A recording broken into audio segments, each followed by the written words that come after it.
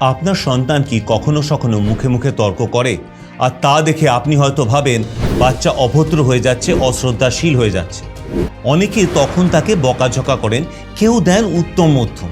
কিন্তু মুখে মুখে কথা বললে সব ক্ষেত্রে সেটা বেয়াদবি নয়। অনেক সময় বাচ্চারা শুধু নিজের কথা বোঝাতে চায়, কিন্তু সঠিক ভাষা বা ভদ্র উপায় বলার অভ্যেস তাদের থাকে না।